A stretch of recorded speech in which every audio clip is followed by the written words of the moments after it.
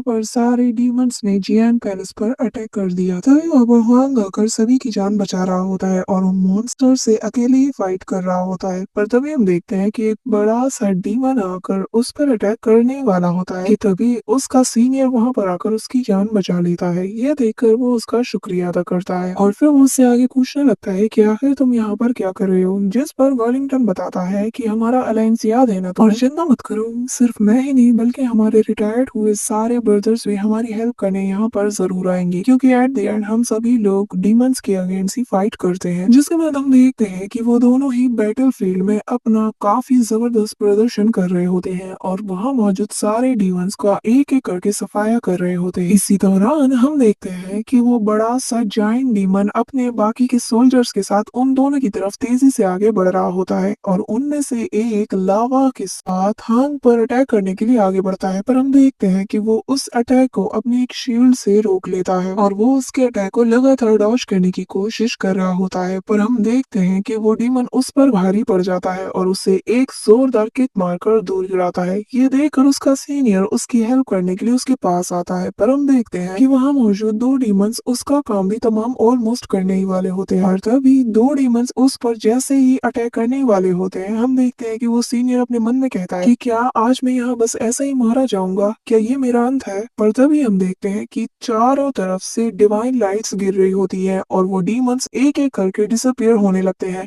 ये देखकर वो सीनियर चौंक जाता है और कहने लगता है कि आखिर इतनी सारी मैजिकल पावर कहाँ से आ रही है। तभी हम देखते हैं कि वहाँ पर लॉन्ग हाउचिन अपने नए किए हुए आर्टिफैक्ट्स वेपन को लेकर वहाँ पर बहुत ही स्टाइल से एंट्री मारता है और बस उसके उस वेपन की प्रेजेंस से ही आधे डीमन ऐसे ही मारे जाते हैं। जिसके बाद लॉन्ग हाउचिन अपनी स्वॉर्ड का एक जबरदस्त स्लैश अटैक करता है और जिस वजह से वहाँ मौजूद बाकी के डीमंस भी एक एक करके खत्म हो जाते हैं। तभी हम देखते हैं कि वहाँ मौजूद बाकी के दो लोग लॉन्ग हाउचिन को देखकर काफी ज्यादा एक्साइटेड हो जाते हैं और हम देखते हैं कि तभी वहाँ पर लॉन्ग हाउचिन आकर उसे ग्रीट करते हुए कहता है कि क्या आप लोग ठीक है। जिस पर वो दोनों कहते हैं कि हाँ, हम लोग बिल्कुल ठीक है। जिसके बाद हम देखते हैं कि कैप्टन गाओ से पूछने लगता है कि हाउचिन आखिर तुम यहाँ पर क्या कर रहे हो। जिसके बाद हमें पास्ट का एक सीन दिखाया जाता है जहाँ पर हाउचिन मन में सोच रहा होता है कि मुझे यकीन है कि कैप्टन गाओ सब कुछ ठीक कर देंगे और हम लोगों को हर हाल में आगे बढ़ते ही रहना होगा। जिसके बाद हमें वापस से प्रेजेंट टाइम का सीन दिखाया जाता है जहां पर हम देखते हैं कि हाउचिन के बाकी के टीममेट्स भी वहां पर आ जाते हैं और वो लोग आने के बाद कैप्टन गाओ को ग्रीट करते हैं और जिसके बाद हम देखते हैं कि वो सभी लोग एक साथ फाइट करने के लिए रेडी हो जाते हैं और कैप्टन गाओ हाउचिन से कहने लगता है कि लास्ट टाइम मैंने जब तुम्हें देखा था तो उसके बाद से तुम्हारी स्ट्रेंथ काफी ज्यादा पावरफुल हो चुकी है, तो मुझे यकीन है कि तुम मुझे डिसअपॉइंट नहीं करोगे। जिस पर हम देखते हैं कि लॉन्ग हाउचिन और उसके टीममेट्स आगे बढ़ते हुए कहने लगते हैं यहाँ पर यकीन रखिए हम आपको बिल्कुल भी निराश नहीं करने वाले। और जिसके साथ ही हम देखते हैं कि लिनसिन, सीमा, सियान, जेरी ये सभी लोग मिलकर अपने अपने अटैक्स कर रहे होते हैं और वो लोग कह रहे होते हैं कि ये सब तो हमारे लिए बाएं हाथ का खेल है।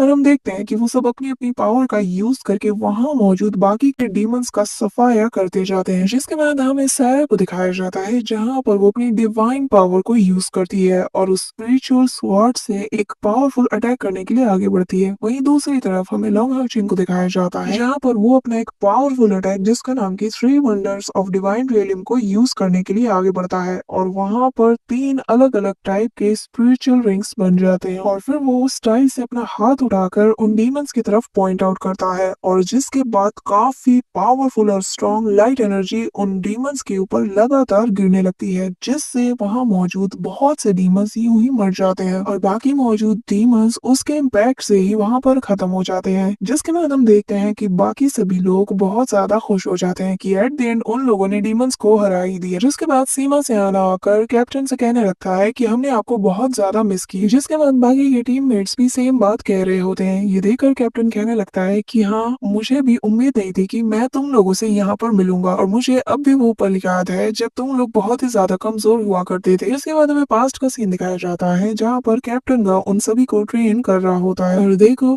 पलक झपकते ही वक्त इतना ज्यादा गुजर गया कि पता ही नहीं चला। पहले तुम मेरे सामने नन्हे मुन्ने बच्चे हुआ करते थे और अब देखो कितने ज्यादा पावरफुल, स्ट्रॉन्ग और अमेजिंग बन चुके हो। जिस पर लॉन्ग हाउचिन कहने लगता है कि भले ही हम कितने भी ज्यादा स्ट्रॉन्ग हो जाए पर आप हमारे लिए हमेशा नंबर वन रहोगे। जिसके बाद हांग कहने लगता है कि मुझे इस अटैक के बारे में हेडक्वार्टर में रिपोर्ट करना होगा। जिस पर लॉन्ग हाउचिन कहने लगता है कि हाँ, मेरे पास भी कुछ इंपॉर्टेंट न्यूज है जिसके बारे में मुझे हेडक्वार्टर में रिपोर्ट्स करना होगा। क्यों ना हम सभी लोग साथ में चलते हैं। जिसके बाद हमें कुछ देर बाद का सीन दिखाया जाता है जहाँ पर हमें हेडक्वार्टर का भी सीन दिखाया जाता है और हम देखते हैं कि लॉन्ग हाउचिन और उसकी पूरी टीम हांग के साथ हेडक्वार्टर के सामने रिपोर्ट करने के लिए बैठी हुई थी। जिसके बाद लॉन्ग हाउचिन वहाँ मौजूद सभी लोगों से अपनी अपनी बात कहने के लिए कहता है और फिर हम देखते हैं कि एक एक करके सब अपनी बात बताते हैं। तभी लॉन्ग हाउचिन आगे कहने लगता है कि मेरे पास कुछ है जो मैं दिखाना चाहता हूँ और फिर वो उसी वाइज डीमन गॉड से मिले हुए उस क्राउन को दिखाता है और कहने लगता है कि मुझे इसमें से स्टार डीमन पैलेस का ट्रांसपोर्टेशन मार्क भी मिला है। इस पर हेडक्वार्टर का लीडर कहने लगता है कि स्टार डीमन पैलेस तो डीमन क्लैन का सबसे मिस्टीरियस एरियाज में से एक है। जिस पर दूसरा आदमी कहने लगता है कि मुझे यकीन नहीं होता कि आखिरकार हमें उसके अंदर एंटर होने का रास्ता मिल गया, क्योंकि हजारों सालों में से कोई भी अलायंस आज तक उसके अंदर एंटर होने का रास्ता नहीं ढूंढ पाई। इवन कि हम जानते हैं कि एक्सट्रीमली पावरफुल वो दो मैजिक क्लैंस भी आज तक इस चीज को नहीं ढूंढ पाई। जिसके बाद वो लॉन्ग हाउचिन से पूछने लगता है कि आखिर तुम्हें ये चीज कहाँ से मिली। कि मैं भी ये इसलिए क्योंकि हमने एक बार ड्रीम पैराडाइज के ट्रू हायर को ऑब्जॉर्व किया था और मुझे ऐसा लगता है कि इस टेलीपोर्टेशन को सिर्फ वही लोग ट्रिगर कर सकते हैं जो कि डीमंस या फिर उनके सक्सेसर्स हों। जिस पर हम देखते हैं कि हेडक्वार्टर का लीडर कहने लगता है कि अब मुझे समझ आया कि क्यों आज तक कोई भी अलायंस उसके अंदर जाने का रास्ता क्यों नहीं ढूंढ पाई। यहाँ तक कि the extremely strong magic clan groups भी उसे आज तक नहीं ढूंढ पाई और जिसका मतलब ये कि अब सिचुएशन बदलने वाली है। जिस पर हम देखते हैं कि उनमें से एक तभी गुस्से से कहने लगता है कि इसका मतलब ये है कि अब हम लोग वहां पर घुसपैठ कर सकते हैं। जिस पर लीडर कहने लगता है कि हाँ, अब वक्त आ गया है, क्योंकि star demon God entire human demon situation के लिए बहुत ही ज्यादा इंपॉर्टेंट है। ऑल्थो स्टार डीमन क्लैन बहुत ही ज्यादा खतरनाक है और वो बाकी के डीमन क्लैंस में सबसे ज्यादा वर्स्ट है, और हम कह सकते हैं कि स्टार डीमन गॉड बाकी के डीमन क्लैंस का ब्रेन है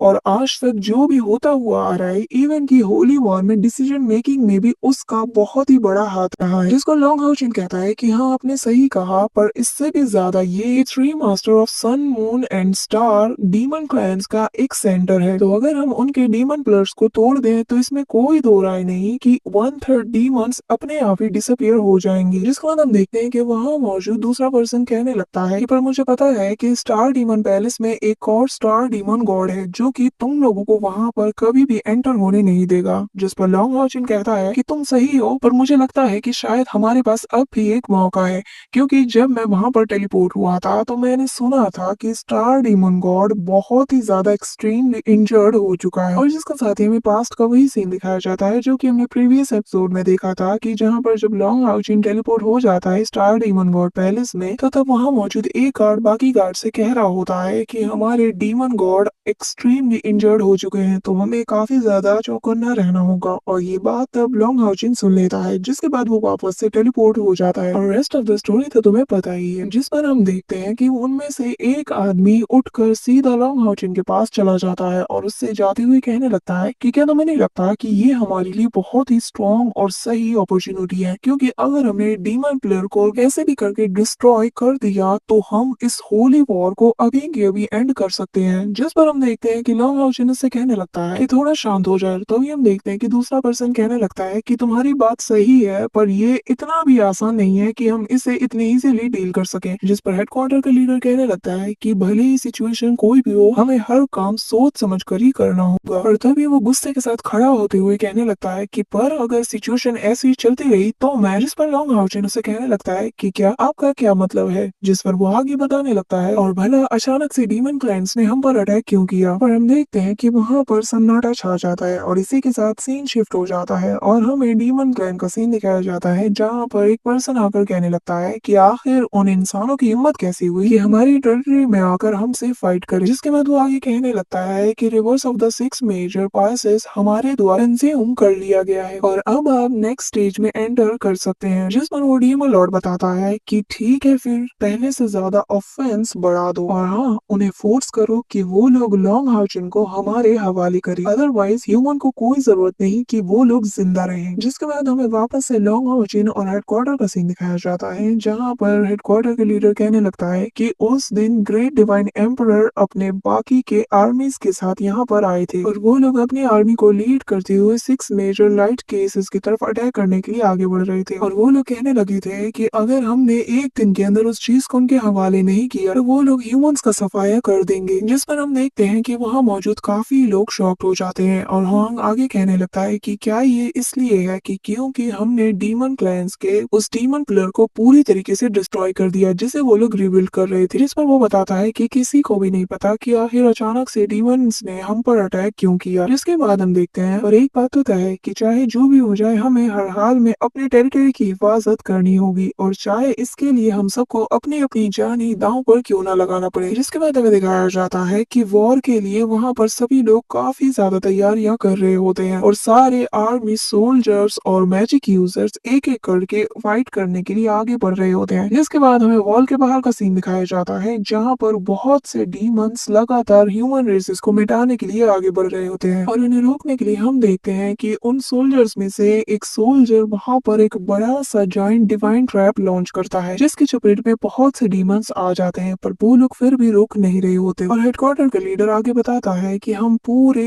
एक दिन और रात तक उन डीमंस के अगेंस्ट फाइट करते रहे और हमने अपने काफी सारे सोल्जर्स को भी खो दिया। और सेम सिचुएशन डीमन साइड्स की भी थी, क्योंकि दोनों सिचुएशन में ही दोनों साइड्स हैवी कैजुअलिटी से गुजर रहे थे। पर एक चीज जो हम सभी में से किसी ने भी एक्सपेक्ट नहीं किया था वो ये अचानक से वहां पर फायर गॉड और फिर first and demon God suddenly वहां पर बैटलफील्ड में अराइव हो जाएगा और ये अलायंस पर हजारों साल में अब तक किया गया सबसे बड़ा जानलेवा अटैक था। और हमारी दोनों डिफेंस लाइन जो कि दो मेजर पासेस में थी वो पूरी तरीके से डिस्ट्रॉय हो चुकी थी। जिसके बाद हम देखते हैं कि सच में वहां पर काफी ज्यादा हैवी कैजुअलिटीज हुई होती है और वहां मौजूद बहुत से डीमंस अब ह्यूमंस पर भारी पड़ने लगे थे। वो लोग तो ह्यूमंस को आसानी से मार रहे होते हैं और वो डीमंस गॉड्स भी उनकी हेल्प कर रहे होते हैं और लगातार ह्यूमन रेसेस को मिटा रहे होते हैं। जिसके बाद वो हेडक्वार्टर का लीडर आगे कहने लगता है और हमारे लियांग पेरिस के मास्टर और चैन पेरिस के मास्टर दोनों ही बहुत ही सीरियसली इंजर्ड हो चुके थे और सिर्फ राओ शुई एंड स्पैन शुई ही हमारी बाकी के ट्रूप्स को लीड कर रहे होते हैं और बैटलफील्ड में हमारी आखिरी उम्मीद थे, क्योंकि ज्यादातर लोग सेवरली बहुत ही बुरी तरीके से इंजर्ड हो चुके थे। यहाँ तक कि जियालिंग पास और क्यूमो पास वो दोनों भी अपने स्ट्रेंथ के बिल्कुल एज पर थे। हम बहुत ही ज्यादा कमजोर और लाचार थे, यहाँ तक कि हम इस हद तक पहुंच चुके थे कि हमारे दोनों पासेस पर किसी भी टाइम पर अटैक हो सकता था। हालांकि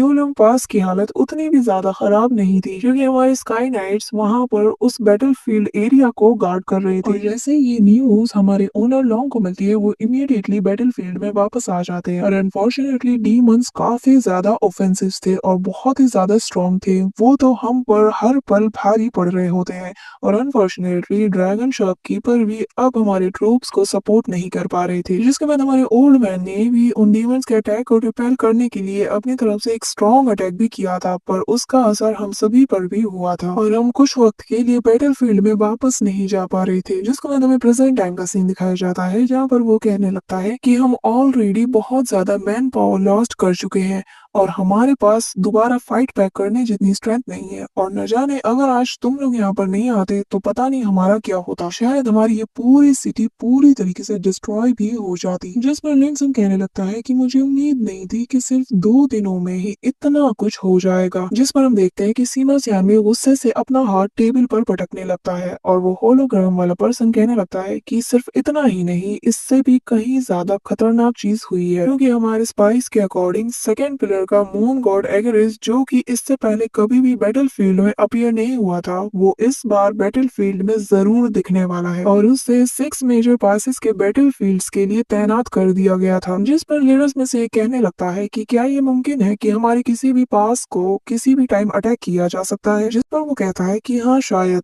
तभी हम देखते हैं कि चेरी कहने लगती है कि ये तो बहुत बुरा होगा और उन डीमंस पर मैजिक पर का इन्फ्लुएंस हमारी उम्मीद से भी कहीं ज्यादा हुआ है और वो लोग अपने लीडर से बहुत ही ज्यादा डरते हैं। जिसके बाद वो हाचन से कहने लगता है कि हाचन, तुम और तुम्हारे टीममेट्स हमारे लिए एक चाबी का काम करेंगे उस डीमन प्लेयर को डिस्ट्रॉय करने में, और ऑल्सो ये हमारे लिए एक ट्रम्प कार्ड होगा उन डीमन क्लैंस को डिस्ट्रॉय करने के लिए। जिसमें वो होलोग्रामिक पर्सन कहने लगता है कि चाहे हमारी पूरी अलायंस का सफाया ही क्यों ना हो जाए, पर हम किसी भी हाल में तुम्हें उनके हवाले नहीं करने वाले। जिस पर उसका ग्रैंडपा कहने लगता है कि हाँ, चाहे जो हो जाए, भले ही मुझे अपनी जान ही क्यों ना देना पड़े, पर चिंता मत करो, तुम्हें हम यहाँ से ले जाने नहीं देंगे। जिसके बाद हम देखते हैं कि तभी अचानक से वहाँ की जमीन और आसपास की चीजें बुरी तरीके से कांपने लगती हैं और फिर हमें आसमान का नजारा दिखाया जाता है जहाँ पर बड़े बड़े मीटियोर्स गिर रहे होते हैं। जिसका मतलब कि ये है कि फाइनली डीमंस ने पहला अटैक कर दिया होता है और हम देखते हैं कि सिविलियंस यहाँ वहाँ भाग रहे होते हैं और उनके ऊपर से बड़े बड़े आग के गोले गिर रहे होते हैं। और फिर वो डीमन कहने लगता है कि आज मैं इस साउथ ईस्ट टेरिटरी का सफाया कर दूंगा। अभी हम देखते हैं कि यहाँ पर ग्रैंडपा को काफी ज्यादा गुस्सा आ रहा होता है और वो कहने लगता है कि 6 pillars of slaughter demon God आखिर वो यहाँ पर अचानक से अटैक करने क्यों आ गया। जिस पर लॉन्ग हाउचिन कहने लगता है कि तुम लोग यहीं पर रुको, इसे हम संभाल लेंगे। जिसके बाद फाइनली लॉन्ग हाउचिन और उसकी पूरी टीम उन डीमन से फाइट करने के लिए रेडी हो जाती है। So that's it for today guys, मिलते हैं नेक्स्ट वीडियो में, तब तक के लिए